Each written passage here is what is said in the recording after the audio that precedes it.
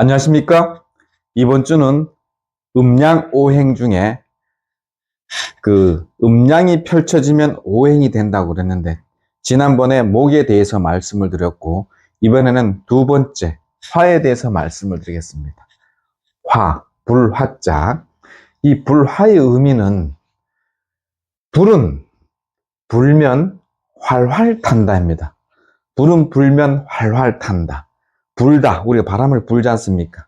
불다. 그 영어에서도 보면은 불다, blow 이렇게 말했습니까? 그래서 불. 그리고 이제 불이라는 것은 이제 옛날에 부싯돌이나 어떤 게 부딪혔을 때 팍팍 부딪혔을 때 불이 나지 않습니까? 그래서 영어에서도 팍팍해서 fire가 나와서 fire, 활활, 불, 활, 팍팍 파이어 이렇게 나왔다고도 이제 볼 수도 있겠죠. 이게 저희 생각이니까 하여튼 의미론적으로 제가 이제 통찰 한자니까 한번 의미론적으로 한번 만들어 본 겁니다.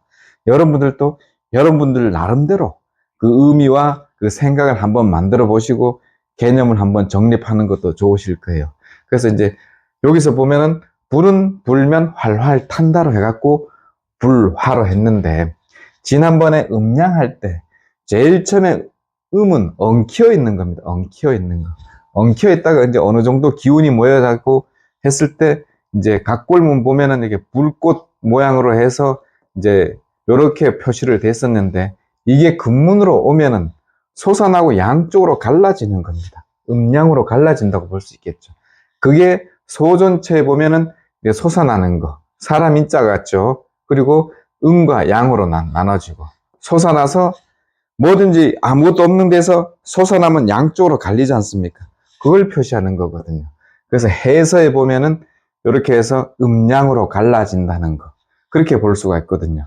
그래서 이 불화를 이렇게 써보면은, 이 불화를 파자를 해보면은 사람인과 음양, 그 다음에 요게 이제 불화가 되고 사람 안에 심장 이런 게 또 있지 않습니까? 거기서도 보면은 그 사람인 뿐만 아니라 어진 사람인으로도 볼 수가 있거든요.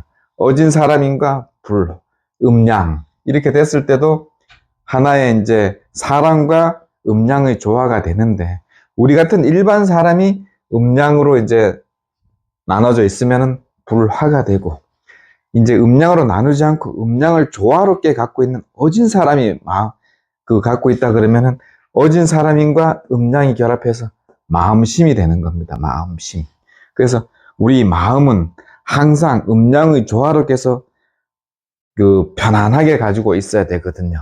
그래서 이 두 가지 뜻으로 이제 생각을 해봤고, 그래서 우리 마음 속에는 항상 해가 있다고도 볼 수 있습니다. 거기에 대해서 이제 불이 왜 해인지 거기서도 설명을 드리겠습니다. 그리고 이제 우리가 이거를 불화라고 하는데, 화는 제가 옛날에 말씀드렸지, 한자의 음성학적 배경은 한글이고 한글의 의미론적 근거는 한자이라고 했지 않습니까? 그 화, 이 화의 의미론적 근거인 한자가 보면은 화에는 불도 있고 꽃화자도 있고 화려할 화자도 있고 분별되는 화도 있고 재앙이 되는 화도 있고 뭐 산업화, 공업화, 과학화, 뭐뭇이 대단한 화도 있으면 점점점점 더 여러 가지 뜻이 있겠죠. 그 중에서 이제 이 화, 불화 이런 뜻도 있다는 것을 한번 생각해 보시면서 한번 보시면 좋습니다.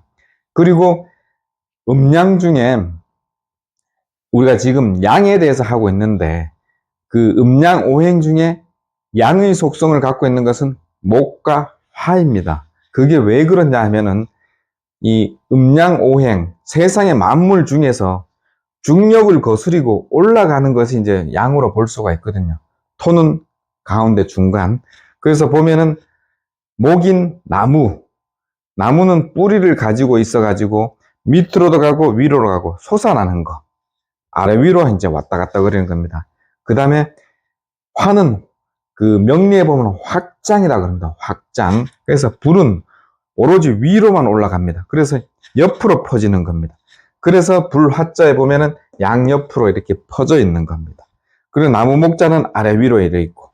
그래서 이것은 솟아나다, 나오다 이 뜻이 있고, 명리에서 이거는 확장하다 이렇게 되는 뜻이 있는 겁니다.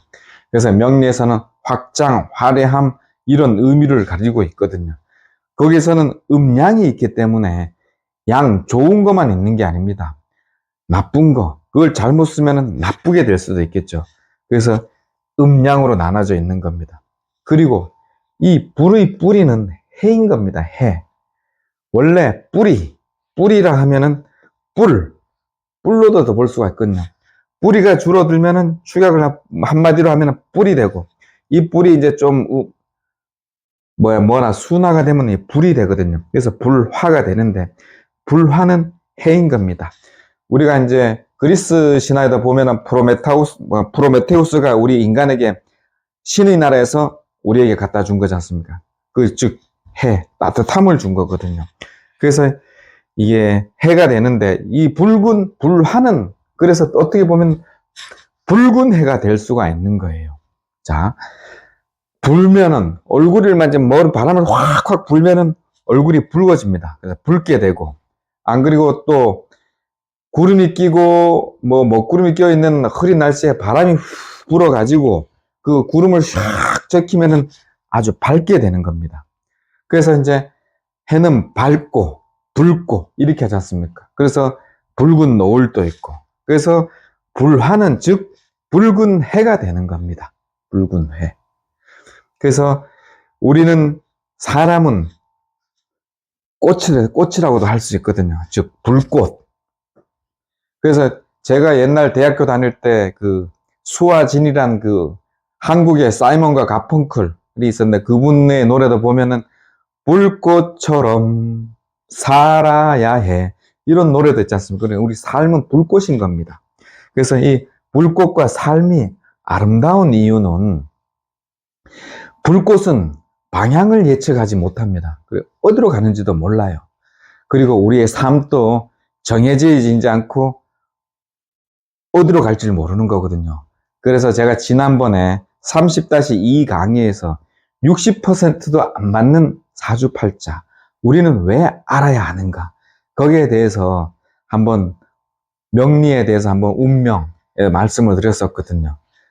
그것도 한번 참고해 보시면은 우리 불꽃과 삶이 아름다운 게 정해져 있지 않다는 거, 그 말씀을 또 하신 분이, 제가 요새 이제 동시대에 이제 사람으로서 아주 존경하신 분이 일본 사람이 있는데, 야마구치 슈라고, 그분의 책 이제 유타입의 시대에 보면은 그 요시다 겐코람 스님이 말씀한 것 같더라고요.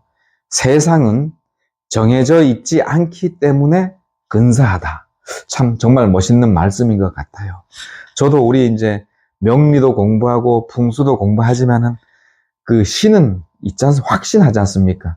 그 신의 큰 테두리 안에, 우리 삶이 정해져 있지 않는 큰 테두리 안에서 우리 운명, 명운이 아닌 우리 운명, 거기에 아름다움, 그래서 우리 삶의 아름다움, 그리고 우리 불의 아름다움, 거기에 대해서도 한번 생각해 보시는 또 날이 됐으면 좋겠습니다. 그래서 오늘까지 지난번에 이어 음양의 양의 기운인 목과 화에 대해서 말씀을 드렸고, 다음번에는 세 번째 목, 화, 토, 금, 수. 그래서 그 가운데는 토에 대해서 말씀을 드리겠습니다. 이 토가 또 엄청 중요합니다. 그 가운데서 중개자의 역할을 하는데, 왜 흙을 토라 하는지, 그리고 왜 흙이 있는 땅을 땅이라 하는지, 거기에 대한 이유도 우리 한자 속에 다 들어있거든요. 우리 한자와 한글 속에. 항상 여러분들도 궁금했었을 겁니다. 흙도 있고 땅도 있고 왜 그 구분을 어떻게 해야 되는지. 우리 한자 큰 글인 한글 속에는 그게 모든 것이 다 들어있더라고요. 그래서 제가 생각한 것을 다음에 또 말씀을 드릴 테니까, 여러분들도 2주 동안 열심히 생각하셔가지고 통찰이 스스로 몸속에 배도록 그런 삶이 됐으면 좋겠습니다. 고맙습니다.